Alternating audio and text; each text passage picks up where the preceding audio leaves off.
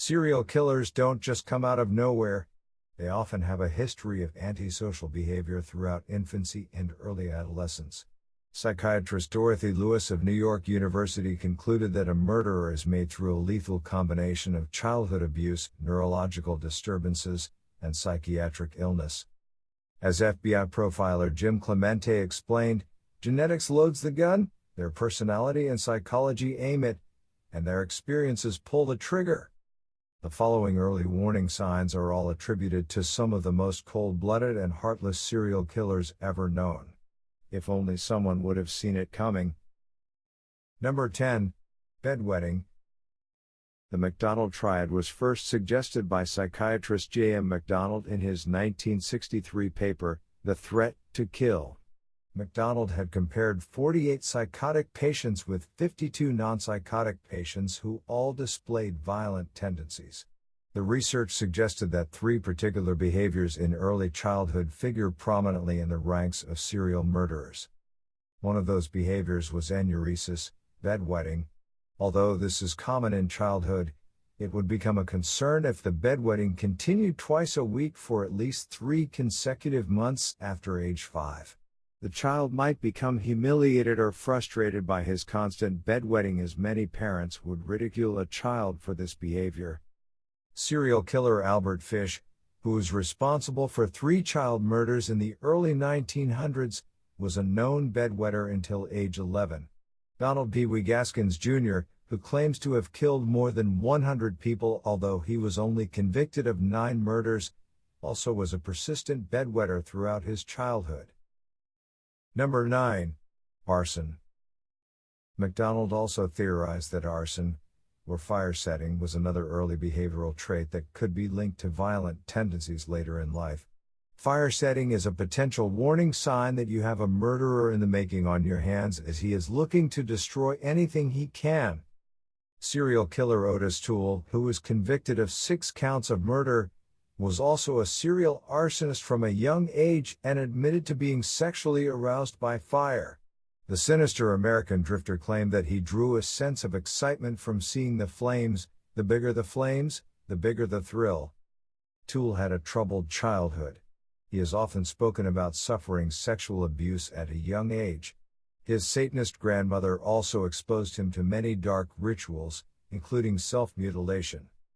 The setting of fires is linked to a mixture of emotions, including power, excitement, and revenge.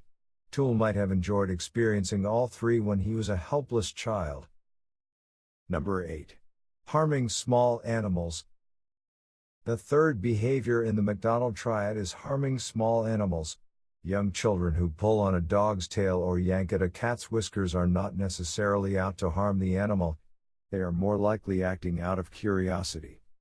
Mistreatment of animals, including repeated violence without remorse, is linked to troubled children who later become serious offenders in their adult lives. 60% of children who have suffered previous abuse themselves have turned to mistreating animals. Serial killer Edmund Kemper, who butchered his own mother, his mother's best friend, 6 female students, and his own paternal grandparents, started torturing animals from a young age. At 10 years old, he buried his cat alive. Then he dug it up and displayed the head on a spike as a trophy. At age 13, he used a machete to chop off the head of his replacement cat.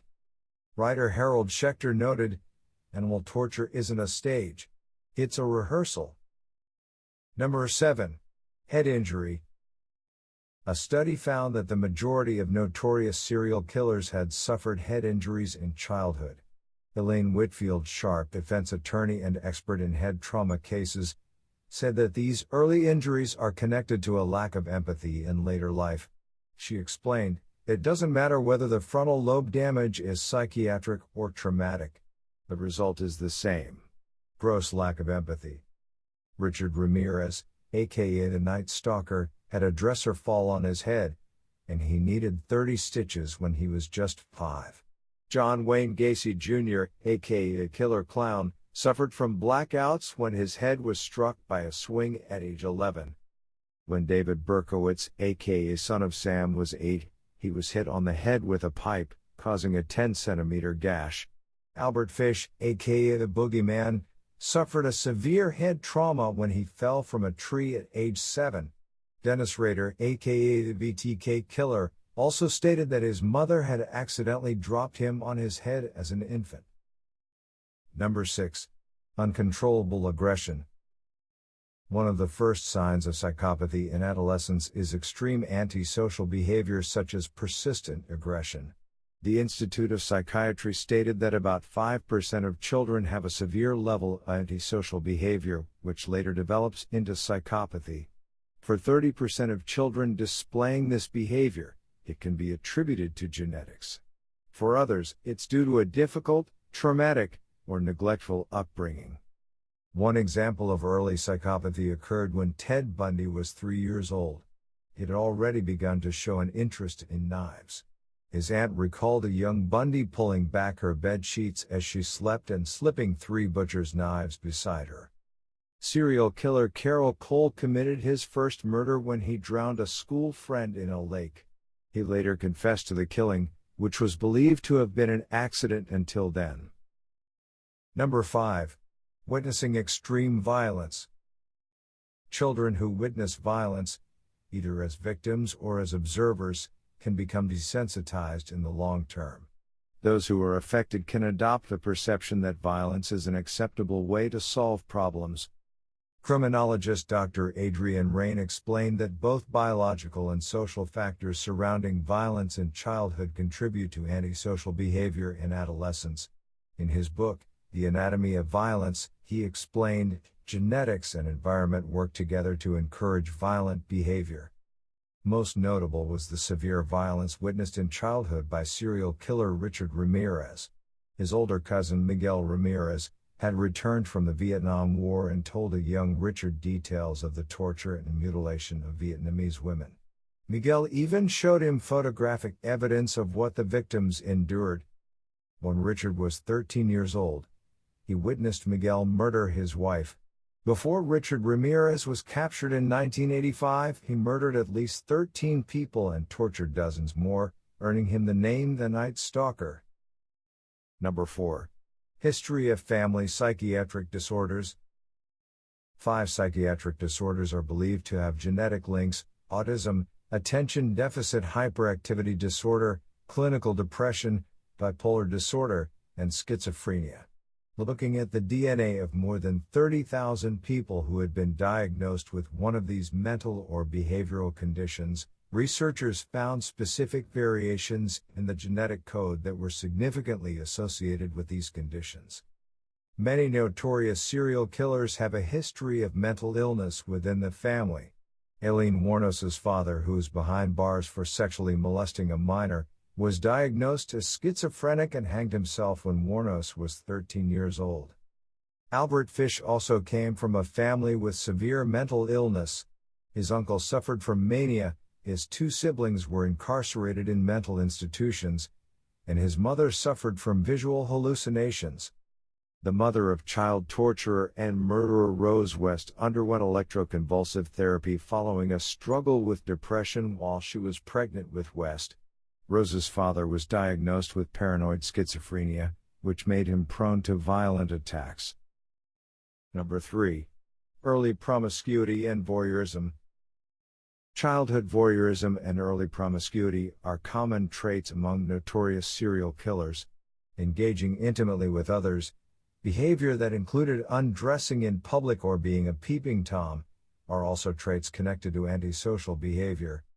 Criminologist Eric Hickey stated in Serial Killers and Their Victims, the fact that certain serial murderers have insisted that pornography was a major factor in their killing young women and children cannot be ignored.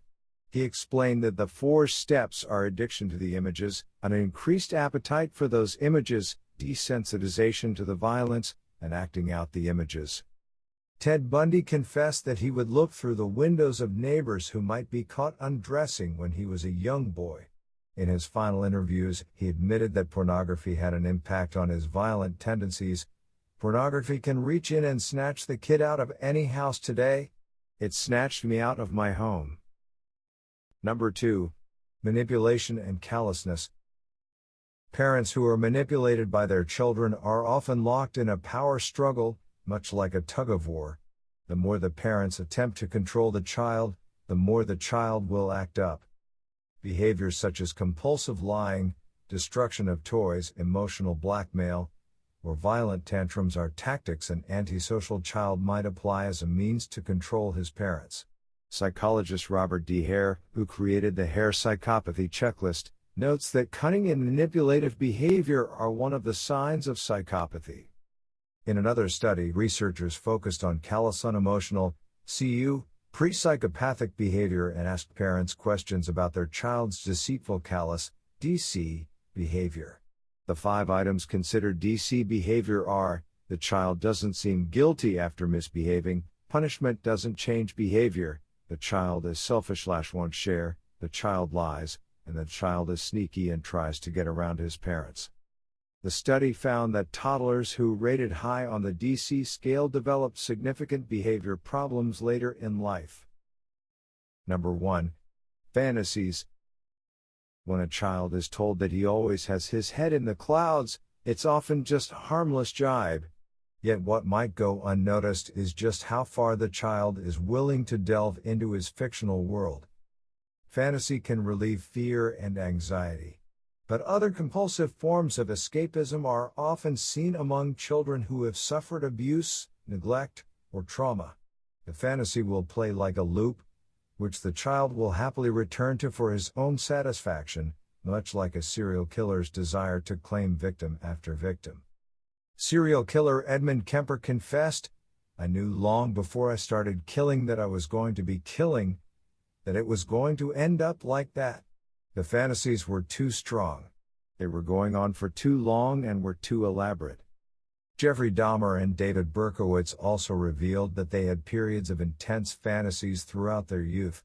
Most serial killers have already imagined their first murder in great detail long before they've fully committed to the idea,